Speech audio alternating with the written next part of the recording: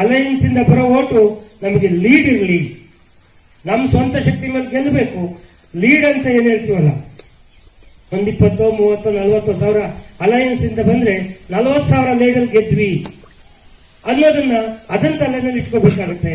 ಆ ಕಾರಣಕ್ಕಾಗಿ ದಯವಿಟ್ಟು ಇಲ್ಲಿಂದ ಮುಂದಕ್ಕೆ ಖಂಡಿತ ಚುನಾವಣೆ 2 ವರ್ಷ ಇಲ್ಲ. ಯಾವಗಳಿಗೆ ಬೇಕಾದ್ರೂ ZPTP ಕಾಂಗ್ರೆಸ್ನವರು ಇದಕ್ಕೆ ಕಾಯ್ತಾ ಇದ್ದಾರೆ, ದಾವಣಗೆರೆ ಮತ್ತೆ ಬಾಗಲಕೋಟೆ ಚುನಾವಣಾ ಫಲಿತಾಂಶಕ್ಕೆ.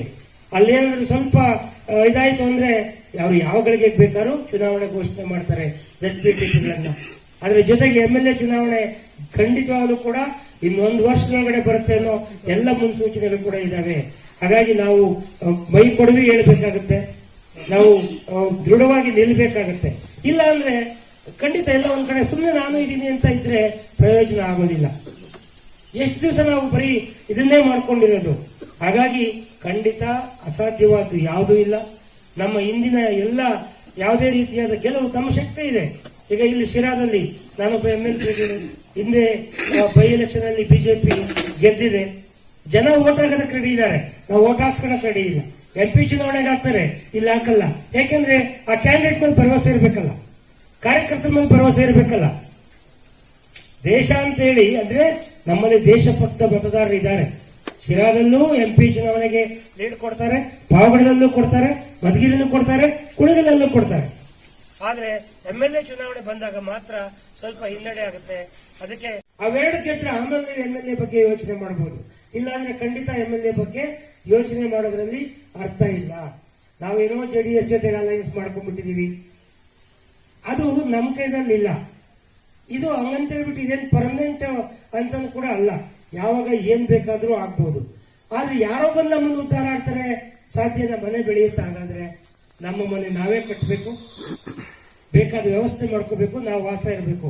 ಅದು ಬಿಟ್ಬಿಟ್ಟು ಯಾರೋ ಬಂದು ನಮ್ಮನ್ನು ಉದ್ಧಾರ ಮಾಡ್ತಾರೆ, ಅಲಯನ್ಸ್ ಆಗ್ಬಿಡುತ್ತೆ, ಗೆದ್ದು ಬಿಡ್ತೀವಿ, ಆ ಭ್ರಮೆ ಬೇಡ. ಅಲಯನ್ಸ್ ಇಂದ ಬರೋ ಓಟು ನಮಗೆ ಲೀಡ್ ಇರಲಿ, ನಮ್ಮ ಸ್ವಂತ ಶಕ್ತಿ ಮೇಲೆ ಗೆಲ್ಲಬೇಕು. ಲೀಡ್ ಅಂತ ಏನ್ ಹೇಳ್ತೀವಲ್ಲ, ಒಂದ್ 20, 30, 40 ಸಾವಿರ ಅಲಯನ್ಸ್ ಇಂದ ಬಂದ್ರೆ 40,000 ಲೀಡರ್ ಗೆದ್ವಿ ಅನ್ನೋದನ್ನ ಅದನ್ನ ತಲೆನಲ್ಲಿ ಇಟ್ಕೋಬೇಕಾಗುತ್ತೆ. ಆ ಕಾರಣಕ್ಕಾಗಿ ದಯವಿಟ್ಟು ಇಲ್ಲಿಂದ ಮುಂದಕ್ಕೆ ಖಂಡಿತ ಚುನಾವಣೆ 2 ವರ್ಷ ಇಲ್ಲ. ಯಾವಗಳಿಗೆ ಬೇಕಾದ್ರೂ ZPTP ಕಾಂಗ್ರೆಸ್ನವರು ಇದಕ್ಕೆ ಕಾಯ್ತಾ ಇದ್ದಾರೆ, ದಾವಣಗೆರೆ ಮತ್ತೆ ಬಾಗಲಕೋಟೆ ಚುನಾವಣಾ ಫಲಿತಾಂಶಕ್ಕೆ. ಅಲ್ಲೇನಾದ್ರು ಸ್ವಲ್ಪ ಇದಾಯ್ತು ಅಂದ್ರೆ ಅವ್ರು ಯಾವಗಳಿಗೆ ಬೇಕಾದ್ರೂ ಚುನಾವಣೆ ಘೋಷಣೆ ಮಾಡ್ತಾರೆ ZPTPಗಳನ್ನ. ಅದ್ರ ಜೊತೆಗೆ MLA ಚುನಾವಣೆ ಖಂಡಿತವಾಗ್ಲೂ ಕೂಡ ಇನ್ನೊಂದು ವರ್ಷದೊಳಗಡೆ ಬರುತ್ತೆ ಅನ್ನೋ ಎಲ್ಲ ಮುನ್ಸೂಚನೆಗಳು ಕೂಡ ಇದಾವೆ. ಹಾಗಾಗಿ ನಾವು ಮೈ ಕೊಡವಿ ಹೇಳ್ಬೇಕಾಗುತ್ತೆ, ನಾವು ದೃಢವಾಗಿ ನಿಲ್ಬೇಕಾಗತ್ತೆ. ಇಲ್ಲ ಅಂದ್ರೆ ಖಂಡಿತ ಎಲ್ಲ ಒಂದ್ ಕಡೆ ಸುಮ್ಮನೆ ನಾನು ಇದೀನಿ ಅಂತ ಇದ್ರೆ ಪ್ರಯೋಜನ ಆಗೋದಿಲ್ಲ. ನಮ್ಮಲ್ಲಿ ದೇಶಭಕ್ತ ಮತದಾರರು ಇದ್ದಾರೆ.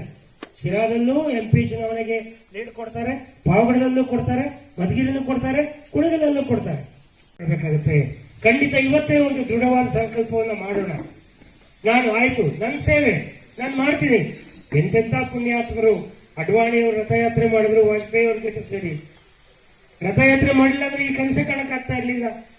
ಶ್ರೀರಾಮ ಮರ್ಯಾದ ಪುರುಷೋತ್ತಮ ರಾಮರಾಜ್ಯದ ಕನಸು ಕಾಣ್ತಾ ಇದೀವಿ. ಈಗ ಅರ್ಥ ಆಯ್ತಲ್ಲ, ರಾಮರಾಜ್ಯ ಬರಬೇಕು.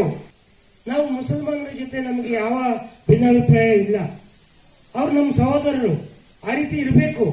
ಆದ್ರೆ ಇರೋದಕ್ಕೆ ಬಿಡ್ತಾವ್ರ ಇಲ್ಲ.